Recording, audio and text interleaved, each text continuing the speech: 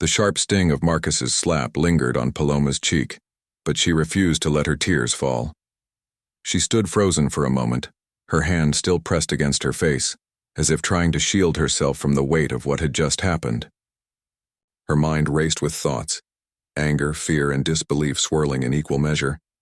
How could someone react so violently over something so small? The accidental bump had been nothing more than that.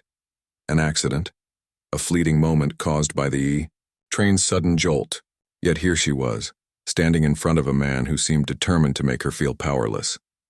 Marcus, on the other hand, appeared to revel in the aftermath of his actions. He leaned back against the subway wall, arms crossed, wearing a smug grin that made Paloma's stomach churn. "What?" he barked, glancing around at the other passengers. "You all got something to say?" His voice dripped with mockery, daring anyone to challenge him.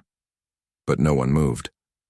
The car remained eerily silent except for the rhythmic clatter of the train wheels and the occasional squeak of the brakes as it sped through the tunnels beneath the city.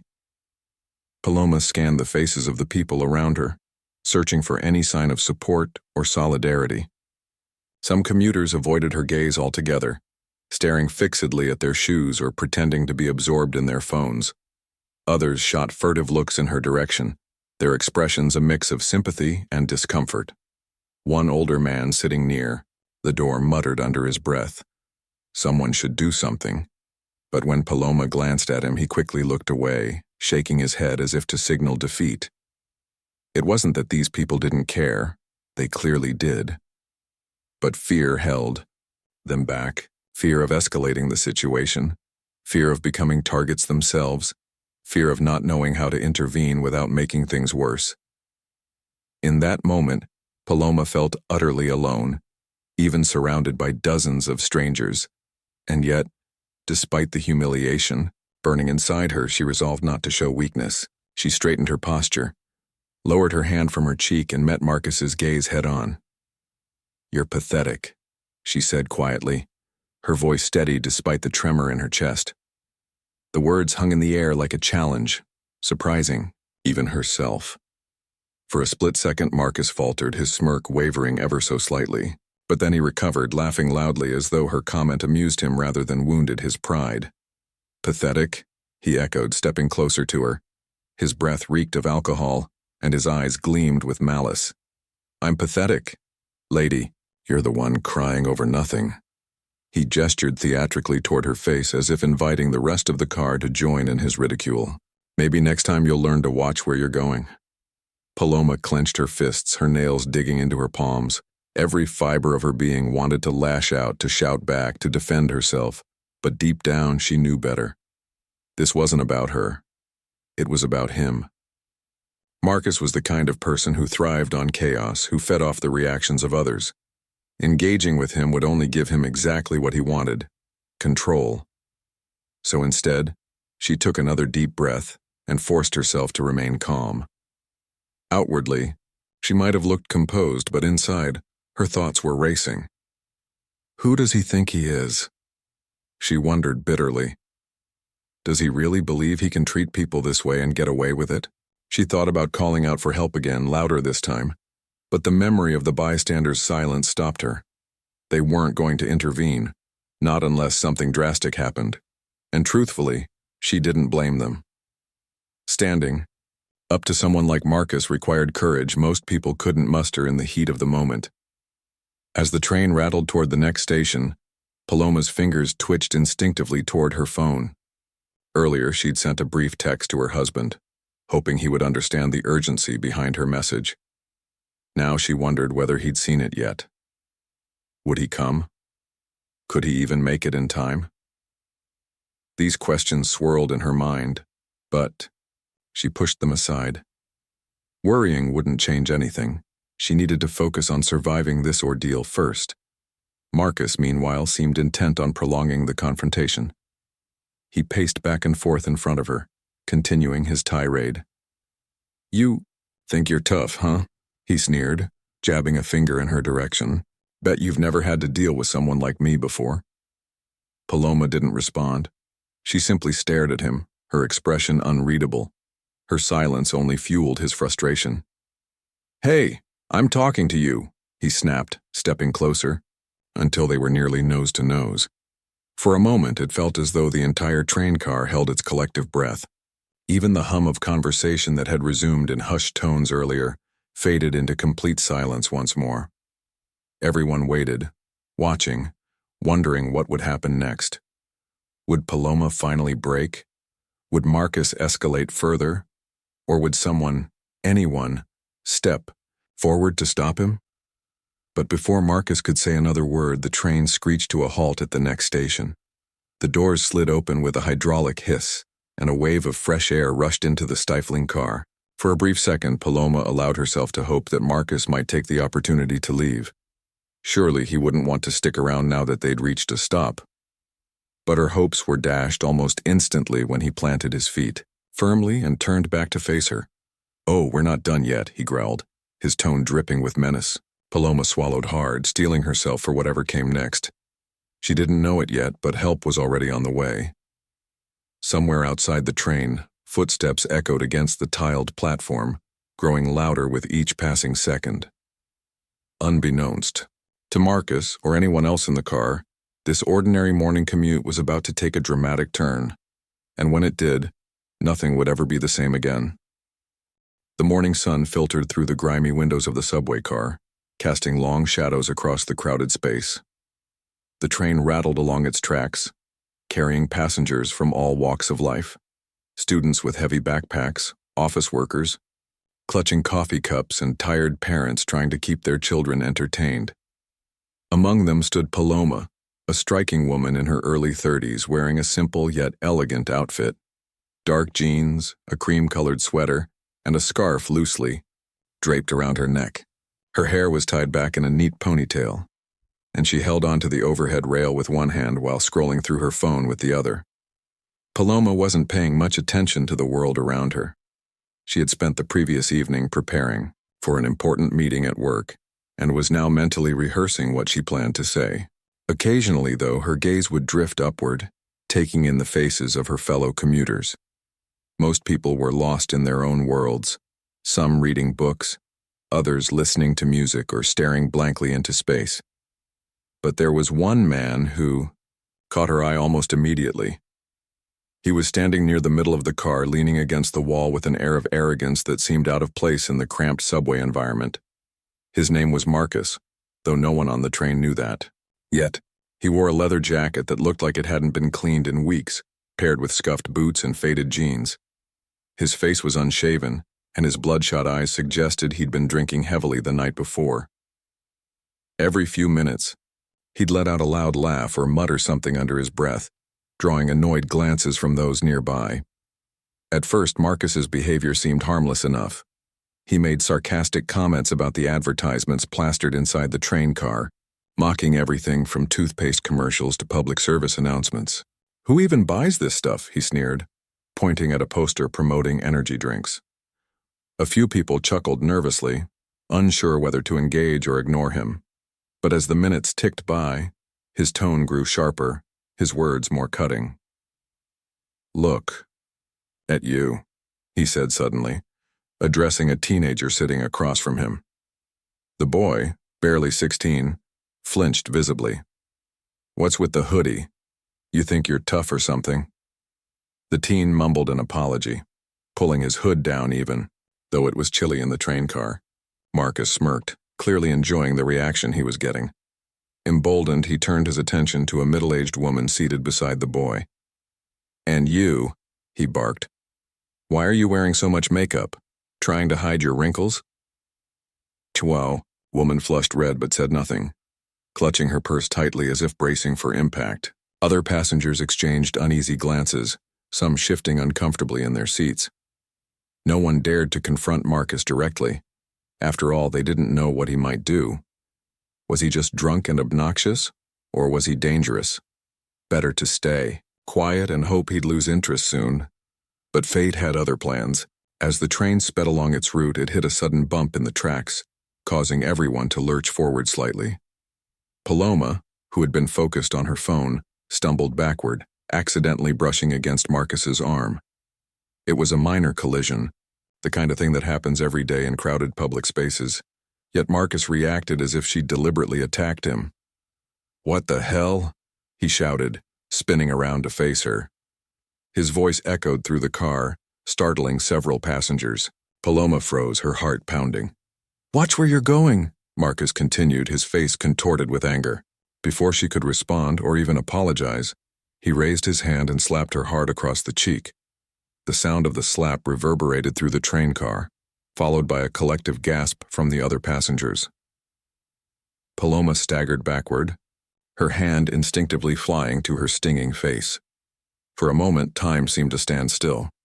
Everyone stared in shock, unsure how to react. Some people looked away, pretending not to notice. Others opened their mouths as if to speak but quickly closed them again, too afraid to intervene.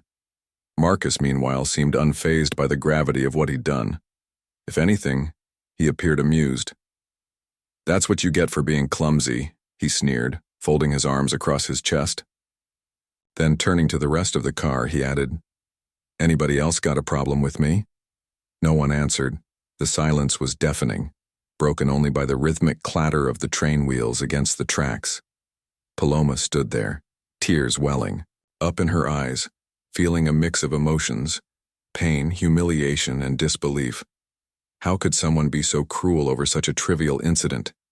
She wanted to scream, to fight back, but instead, she took a deep breath and forced herself to remain calm. Deep down, she knew losing her composure would only make things worse. As the train approached the next station, Paloma reached into her pocket and pulled out her phone. With trembling fingers, she typed a quick message to the one person she knew could help. "I'm fine, but I need you." She hit send, then slipped the phone back into her pocket. Little did Marcus or anyone else on the train know that this seemingly ordinary woman was far from helpless. And very soon they would all find out why. Though none of the passengers realized it yet, the events of this ordinary morning commute were about to take a dramatic turn, one that would leave a lasting impression on everyone involved. The train doors hissed open, and a rush of cool air swept into the stifling car, momentarily breaking the tension that had gripped everyone inside. Passengers near the doors glanced out onto the platform, hoping for a distraction, a reason to step off, or perhaps just an excuse to escape the charged atmosphere. But then something unexpected happened, something no one could have anticipated. A tall, broad-shouldered figure stepped into the train car. He was dressed simply in a black hoodie and jeans with sneakers that looked worn but comfortable. His head was slightly bowed as he entered, but when he lifted it, his presence immediately commanded attention. It was Vin Diesel. At first glance, he didn't seem out of place. He blended seamlessly into the crowd of commuters, save for his unmistakable physique and commanding aura. Yet it wasn't until he locked eyes with Marcus that the entire car froze. The energy shifted instantly, like a storm cloud rolling over a calm sky.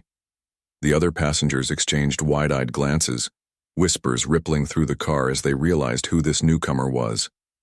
Vin's gaze was intense, unwavering, and filled with quiet authority. He scanned the scene quickly, the frightened faces of the passengers, Paloma standing defiantly despite her obvious distress, and finally, Marcus, whose bravado seemed to falter under Vin's stare. Without saying a word, Vin moved closer, his footsteps deliberate and steady. Each step echoed softly against the metal floor of the train, drawing every eye toward him. "You hit my wife?" Vin's voice broke the silence, low and gravelly, yet carrying enough weight to fill the entire car. The words hung in the air, sharp and impossible to ignore.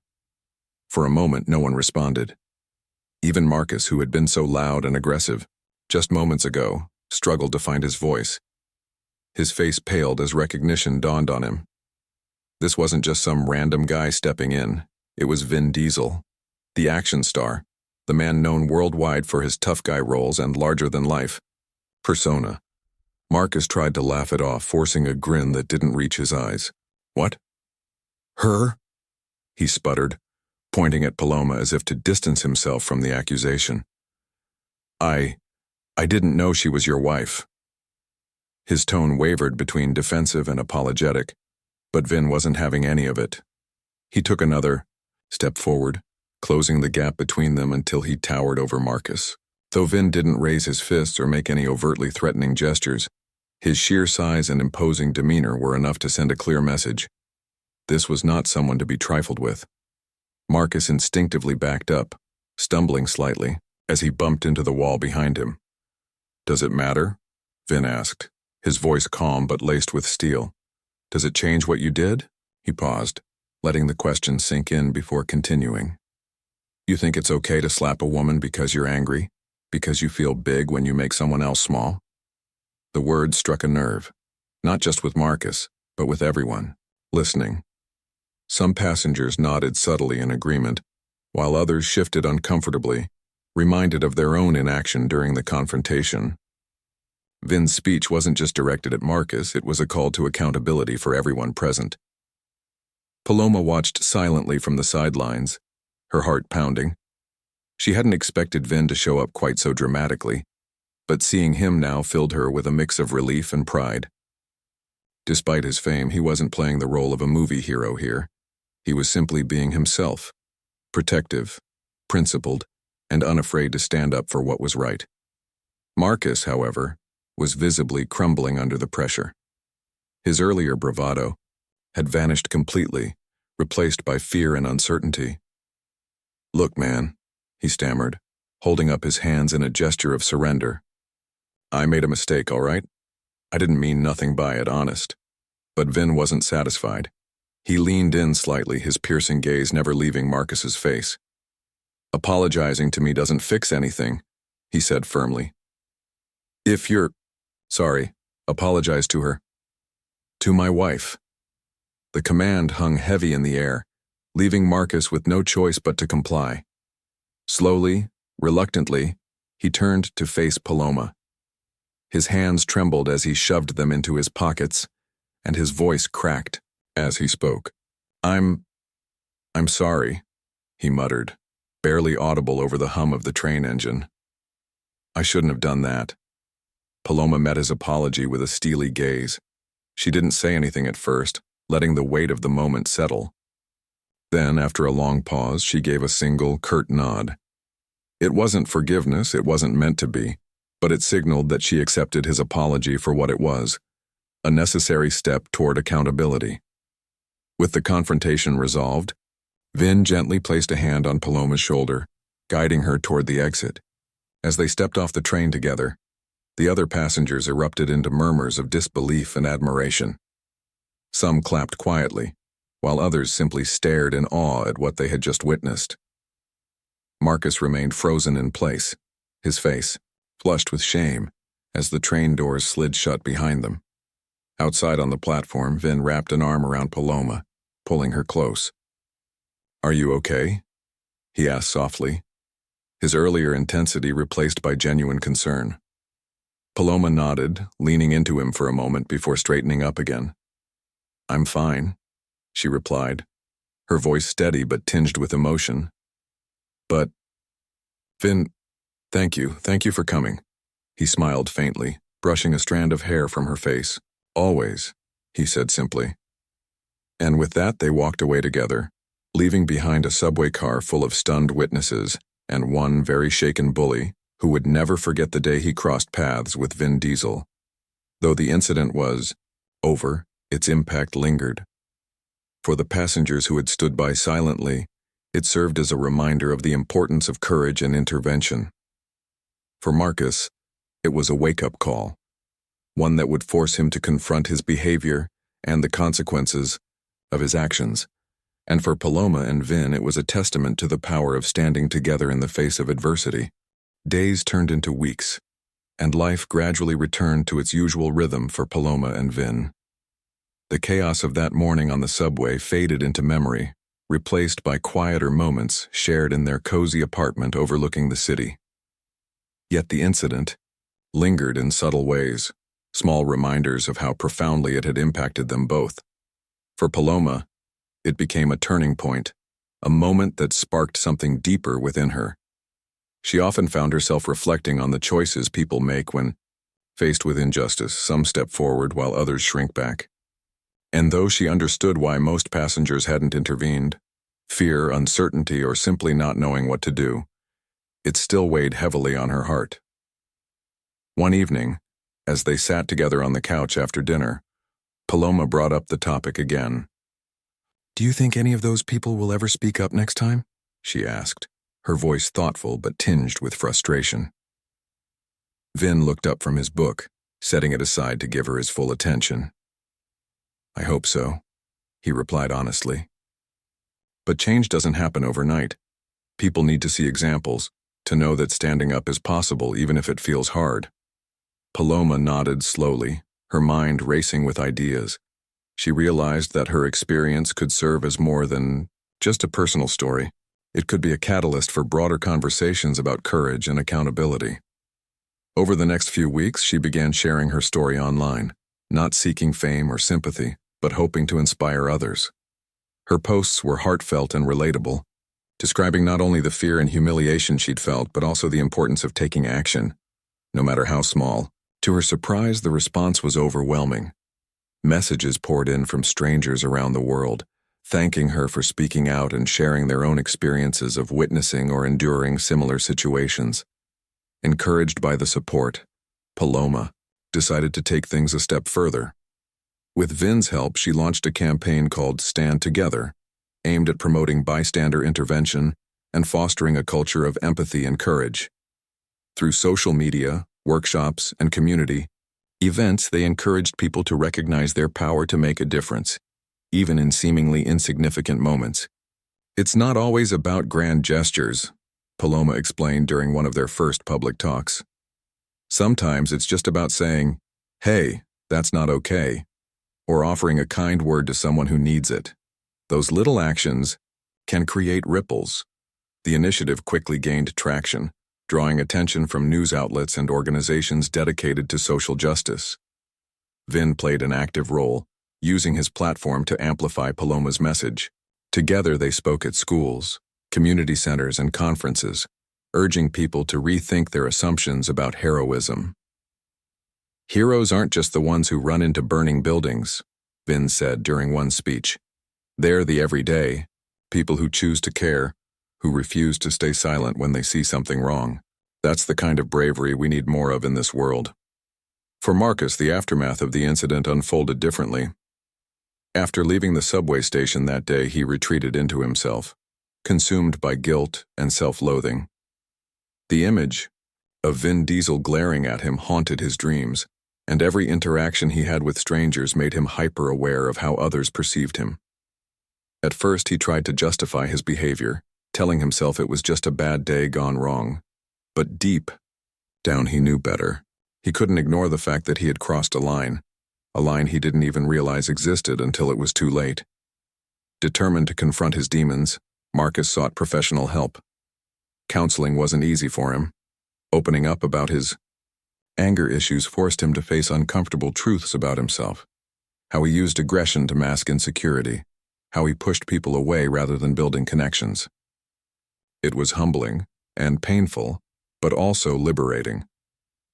Slowly, he began to understand the root causes of his behavior and learned healthier ways to cope with frustration. Over time, Marcus started making changes, not just in how he treated others, but in how he viewed himself. He volunteered at local shelters, helping serve meals to those in need, and joined a support group for individuals working through anger management. These experiences taught him the value of kindness and patience, qualities he had long dismissed as weaknesses.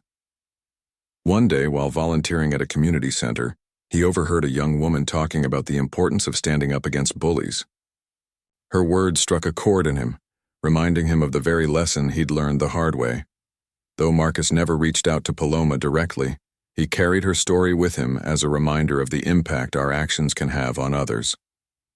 He vowed to live differently, not perfectly, but intentionally, striving each day to be someone worthy of respect rather than fear. Back in the bustling subway system where it all began, life went on as usual. Trains rattled along their tracks, carrying passengers to and from work, school, and home. Yet there was a subtle shift in the air, a sense that something meaningful had happened beneath the surface. Stories of Paloma's courage spread among commuters, sparking discussions about the importance of stepping up in difficult moments. Some passengers recounted the incident to friends or family, marveling at the presence of Vin Diesel in such an ordinary setting. Others drew inspiration from Paloma's resilience, resolving to act differently the next time they witnessed injustice. Even the subway staff noticed a change. Reports of conflicts on trains decreased slightly, and employees reported seeing more instances of passengers intervening in minor disputes. While the transformation wasn't dramatic, it was tangible, a testament to the ripple effect of one powerful moment. As for Paloma and Vin, they continued living their lives with purpose and passion. Their partnership had always been built on mutual respect and love, but now it carried an added layer of shared mission. They remained committed to making the world a better place, one small act of kindness at a time. Whether through their advocacy work, their daily interactions, or simply by being themselves, they reminded everyone around them of the extraordinary potential hidden within ordinary moments. In the end, the story of the bully on the train wasn't just about what happened that day. It was about what came after. It was about redemption, growth, and the quiet strength of ordinary people choosing to stand together in the face of adversity. And though the headlines eventually faded, the lessons endured, etched into the hearts of those who dared to believe in the power of change. As Paloma and Vin stepped off the train, the cool air of the subway platform hit them like a refreshing wave. The noise of the bustling station, announcements blaring over loudspeakers, footsteps echoing on tiled floors, and distant train whistles created a stark contrast to the tense silence they had just left behind. Yet neither of them spoke immediately. They walked side by side, Vin's arm still protectively around Paloma's shoulders, as if shielding her from any lingering harm. Her face was calm now, but her eyes betrayed the storm of emotion swirling within her. Finally, Vin broke the silence. "Are you sure you're okay?" he asked again, his voice softer this time, tinged with worry. He stopped walking and turned to face her fully, studying her expression for any sign of distress. Paloma hesitated before answering. She didn't want to downplay what had happened. It wasn't something she could easily dismiss, but at the same time she didn't want him to feel guilty or responsible for not being there sooner. "I'm fine," she said after a moment, choosing her words carefully. "It was scary, yes. Humiliating, definitely. But I'm okay because you came." Her tone was steady, but there was a flicker of vulnerability in her eyes that Vin noticed immediately. He reached out and gently cupped her cheek, tilting her face toward his so he could look into her eyes. "You don't have to be strong right now," he told her softly. "You can be angry. You can cry. Whatever you need to do, I'm here." His words were simple, yet they carried immense weight. Paloma felt a lump rise in her throat, but she swallowed it back, determined not to let herself break down. Instead, she leaned into his touch, drawing strength from his presence. "Thank you," she whispered, her voice barely audible above the din of the station. "I don't know what I would have done without you." Vin smiled faintly, though his jaw tightened, slightly, a subtle sign of the anger simmering beneath his composed exterior. "You never have to find out," he replied firmly. "No one gets to treat you like that. Not today, not ever." They stood there for a few moments longer, letting the chaos of the station swirl around them while they shared a quiet moment of connection. Then, as if sensing that the world outside wouldn't wait forever, Vin gently guided Paloma toward the exit. As they walked, he glanced back briefly at the train car they had just left behind. Through the window, he caught a glimpse of Marcus sitting slumped against the wall, staring blankly ahead. There was no triumph in Vin's expression, only a deep sense of resolve. Meanwhile, inside the train, the atmosphere remained heavy, with tension. Marcus hadn't moved from his spot near the door. His earlier bravado had completely evaporated, replaced by a mixture of shame and fear. He kept replaying the confrontation in his mind. The way Vin had stared him down. The authority. In his voice, the sheer physical presence that made resistance seem impossible. Every second of it felt like a punch to his ego. The other passengers avoided looking at him directly, but their whispered conversations were impossible to ignore. Some speculated about how Vin had known Paloma. Others marveled at the coincidence of such a famous figure showing up at exactly the right moment. A few even debated whether Marcus deserved what had happened to him. None of these comments reached Marcus directly, but he could feel the weight of judgment pressing down on him. For the first time in years, he found himself questioning his own behavior. When the train finally arrived at its next stop, Marcus bolted out of the car as quickly as possible, eager to escape the stares and whispers. Once outside, he leaned against a pillar, breathing heavily as if he'd just run a marathon. His hands trembled and beads of sweat formed on his forehead despite the chilly air. He lit a cigarette with shaking fingers and took a long drag, trying to steady his nerves. But no amount of nicotine could erase the image of Vin Diesel glaring at him, or the sting of Paloma's silent acceptance of his apology. Over the next few days, Marcus couldn't shake the memory of that morning. It haunted him during work, during meals, even in his dreams.